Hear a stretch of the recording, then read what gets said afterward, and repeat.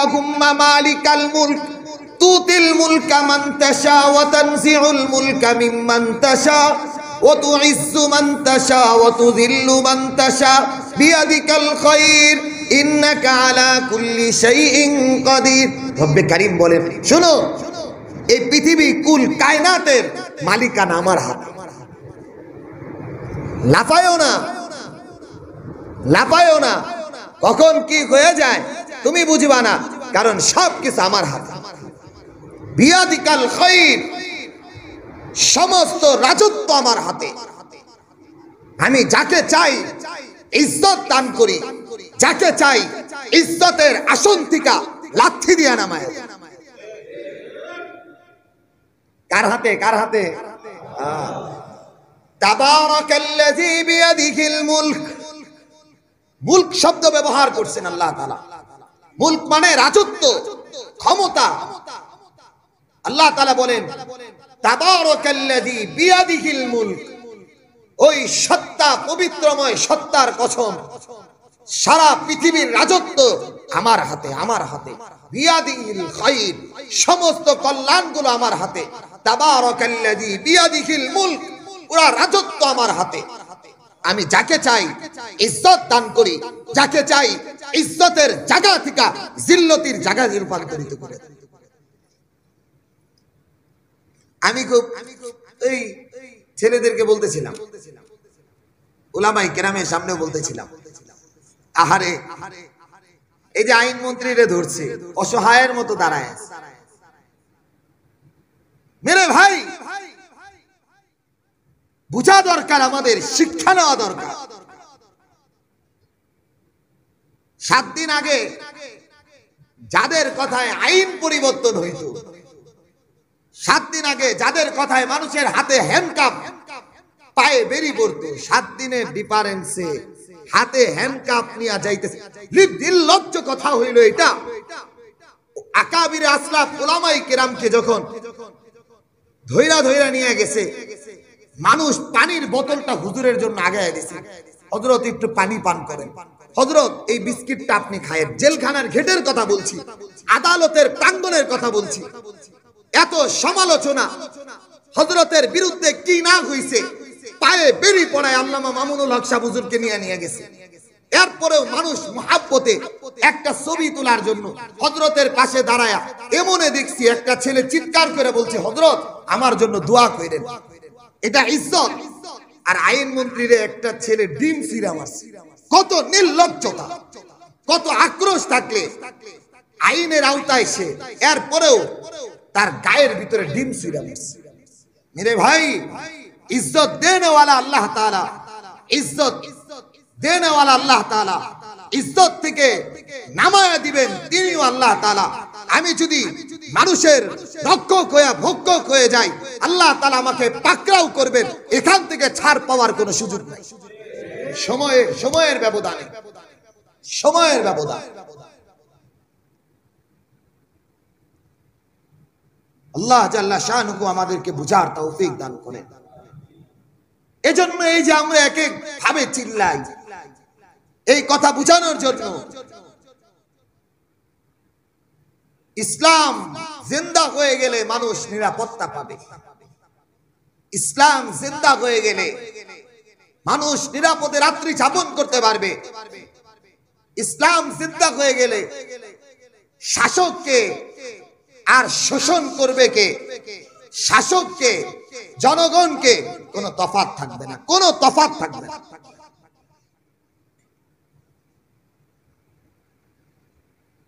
মোহতারাম হাজিরিন, ইতিহাস বলছি, ইতিহাস। নবী আলাইহিস সালাতু ওয়াস সালাম দুনিয়া থেকে বিদায় নিছেন।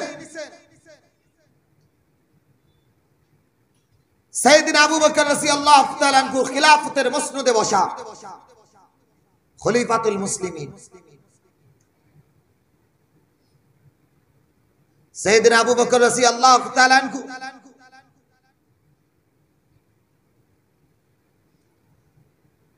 আল্লাহ রাসূল বলেন, আরহামু উম্মতি বি উম্মতি আবু বকর।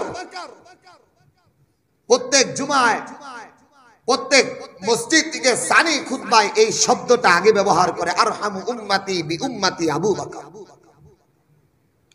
আবু বকরের মতো রহম দিলওয়ালা কেউ ছিল না। ভুলে যান নাই রাষ্ট্রপ্রধান হইয়া আল্লাহ তাআলাকে ভুলা যান নাই, নিবেনই না, পরিস্থিতির শিকার হয়েছিলেন, এজন্য নিছিলেন রাজত্ব, খেলাফতের মসনদে বসছিলেন।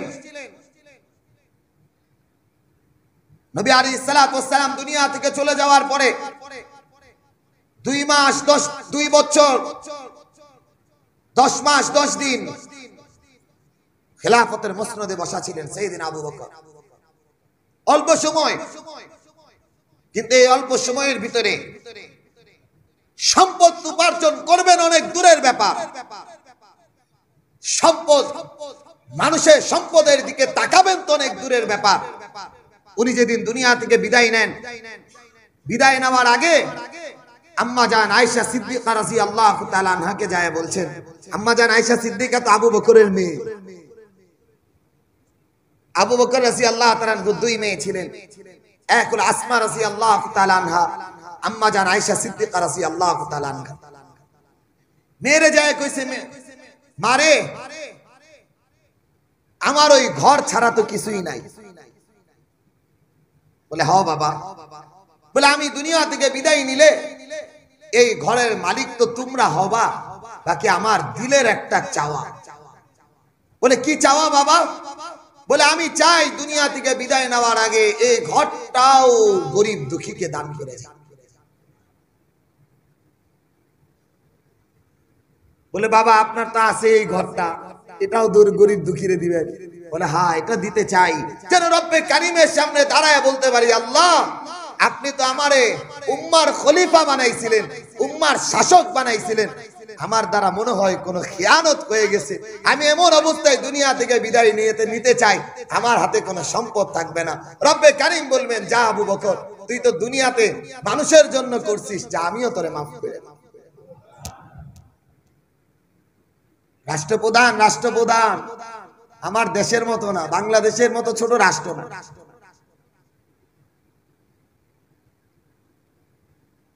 কি পরিমাণ আল্লাহ তাআলাকে ভয় করতেন।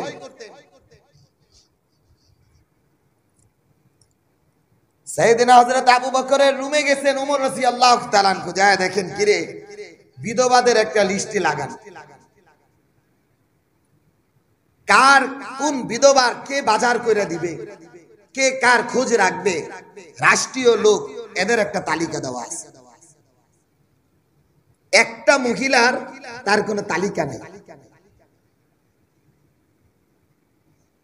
ওমর রাদিয়াল্লাহু তাআলা আনহু ওইখানে ঠিকানা যা আছে খেয়াল কইরা, যে মহিলার তো বাজার ঘাট করে দেওয়ার কেউ নাই, সেবা শুশ্রূষা করে দেওয়ার কেউ নাই, এই বিদ্যা আরেকদিকে বিধবা, এই কাজটা আমি একটা সুযোগ পাইছি। ওমর ইবনুল খাত্তাব মনে মনে কয় আগামীকাল আমি তার কাজটা কইরা দিই।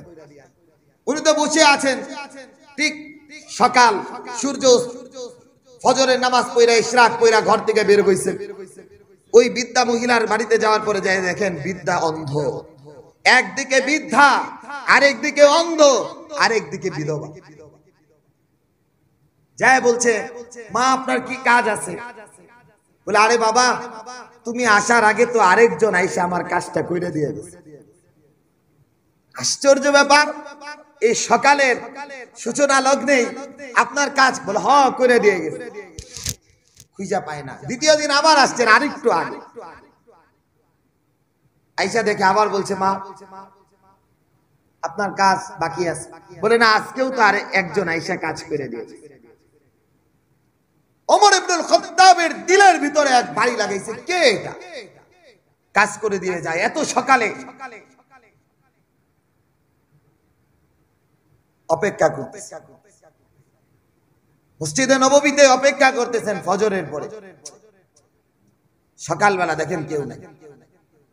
আবার গেছেন, যায় বলে মা আপনার কাজ কি বাকি? বলে আজকেও তো কাজ করে দিয়ে গেছে। বলে কখন রে? বলে অন্ধকার থাকা অবস্থা। ঠিক তাহাজ্জুদের সময়, ফজরের আযানেরও আগে, সুবহে সাদিক হওয়ার আগে ওমর ইবনুল খাত্তাব রাস্তায় দাঁড়ায় আছে। দেখে এক বুড়া মিয়া সাইয়েদনা আবু বকর আসতেছে, খালি পা, আস্তে আস্তে আস্তে আস্তে। উনি আড়াল দিকে দেখতেছেন, বিদ্যার বাড়িতে ঢুকলেন, সমস্ত কাজগুলা নিজের হাতে কইরা বের হইতেছে। পিছন দিকে জিজ্ঞাসা করতেন, সাইয়েদনা আবু বকর, এক নাম্বার কথা এত গভীর রাতে কেন? দুই নাম্বার কথা, পায়ে জুতা নাই কেন? রাষ্ট্রপ্রধান ভিআইপির বহর গেলে অ্যাম্বুলেন্স পর্যন্ত দাঁড় করিয়ে রেখে মুমূর্ষু রোগীদেরকেও যাইতে দেয় না। এটা আমার বাংলাদেশ। এই বাংলাদেশের অবস্থা বলছি, ইউরোপের অবস্থা বলছি। যারা আজকে শাসক হয়ে, রক্ষক হয়ে, ভক্ষক হয়ে যাচ্ছে, ভিআইপিদের গাড়ির বহর যাওয়ার কারণে অ্যাম্বুলেন্সের ভিতরে মুমূর্ষু রোগী মারা যাইতেছে, রাষ্ট্রপ্রধান তাকায়াও দেখতেছে না। অথচ রাষ্ট্রের যারা উন্নত গাড়ি ব্যবহার করে রাষ্ট্রের অর্থ, গরিব দুঃখীর অর্থগুলো আত্মসাৎ করতেছে, ওই অ্যাম্বুলেন্সে যে রোগীটা মুমূর্ষু অবস্থায় শুয়ে আছে তারও অর্থের গাড়িটা ওই নেতা আর নেত্রী ব্যবহার করতেছে।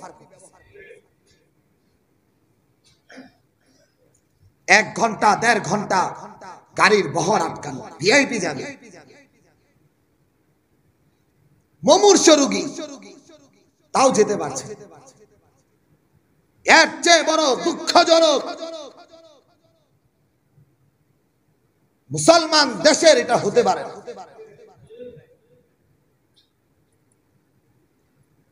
সাইয়েদনা আবু বকর রাদিয়াল্লাহু তাআলা এবার বললেন, তুমি আমারে এত রাত্রে খুঁজতেছো কেন? বলে, আপনার ওইখানে বিধবাদের নামের লিস্টে দেখলাম, একটা নামের তালিকার ভিতরে কোনো লোক নাই, এজন্য চিন্তা করলাম খেদমত করে দে। নাম নাই কেন? বলে, শুনো, ওই জায়গায় আমার নামটা এজন্য মনে মনে রাইখা দিছি, কাল হাসরের ময়দানে যেন আল্লাহর সামনে দাঁড়ায় বলতে পারি, আল্লাহ, আমিও তোমার, তুমি আমারে খলিফা বানাইছিলে, আমি জাতির খেদমত করে গেছি। জুতা নাই কেন? বলে, গভীর রাত, বাচ্চারা ঘুমাইতেছে, অসুস্থ মানুষগুলো ঘুমাইতেছে, আমার জুতার আওয়াজে যদি ঘুম নষ্ট হয়, এজন্য জুতা খুলে যাই। বলে, এত রাত্রে কেন?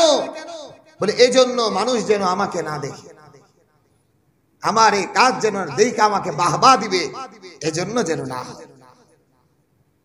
রাষ্ট্রপ্রধানের অবস্থা বলছি, রাষ্ট্রপ্রধানের অবস্থা বলছি।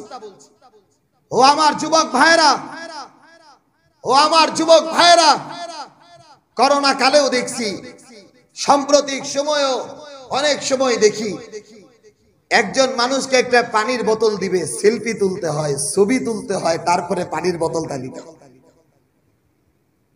মানুষ যদি নাই জানে আমি 1 বোতল পানি দিলাম, কি দিলাম, এটা আমাদের মন মানসিকতা ঢুকে গেছে। আল্লাহর জন্য কিছু করব, এরকম চিন্তা ভাবনা আমাদের ভিতরে কাজ করে। মুহতারাম হাজিরিন, অর্ধজাহানের খলিফা ছিলেন ওমর ইবনুল খাত্তাব রাদিয়াল্লাহু তাআলা আনহু। চিৎকার করে বলতেন, ইরাকের দজলার পারে কোন কুকুর যদি অনাহারে রাত্রি যাপন করে, আমি আল্লাহর আদালতে ওমর কি জবাব দিব, এই চিন্তায় রাত্রে আমার ঘুম হয় না।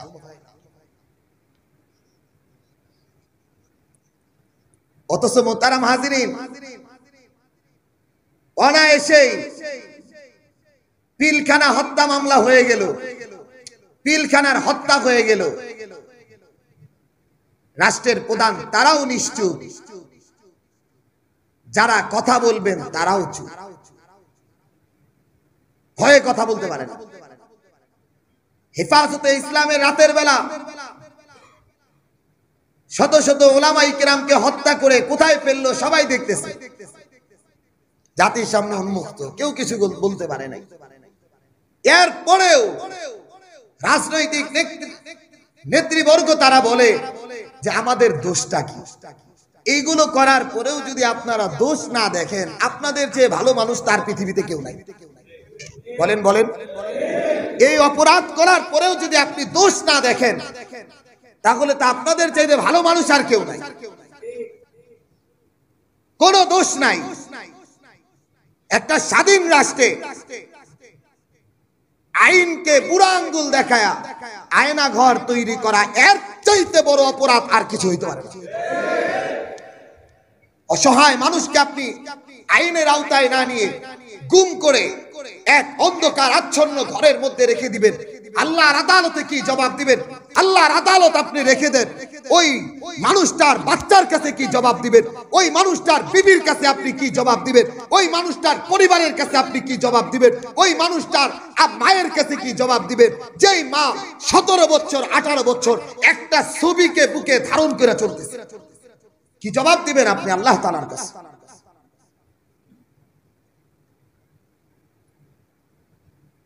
জাতির কাছে আপনি কি জবাব দিবেন? মেরে ভাই, আমি রাতের বেলাও হঠাৎ কাইপে উঠছি এই অবস্থা দেখা।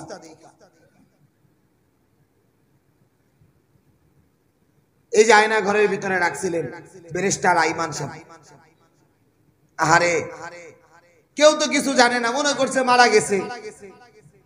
বের হয়ে দেখেন বিবির বিবাহ হয়ে গেছে আগের বছর। 10 বছর অপেক্ষা করার পরে আর কি করবেন? আইসা 1 বছর মারা গেছে, সবাই তো জানে যে দুনিয়া থেকে বিদায় নিয়েছে। ঘরে আইসা দেখে বাচ্চাগুলা ঠিকই আছে, বিবিটা বিবাহ হয়ে গেছে। আরে ভাই, যেই মানুষটা ঘরে আইসা দেখে বিবিটার বিবাহ হয়ে গেছে, এর চাইতে কষ্টের আর কি আছে? কি আছে এর চেয়ে কষ্ট?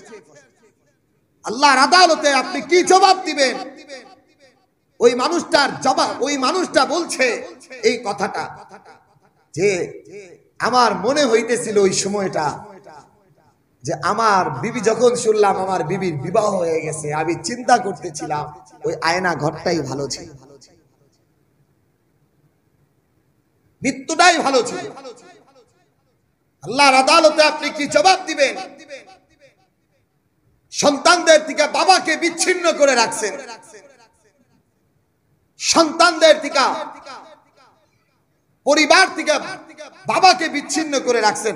আল্লাহর আদালতে কি জবাব দিবেন? এরপরেও যদি দেখেন যে কোনো অপরাধী নাই, আপনাদের চাইতে ভালো মানুষ তার কেউ নাই।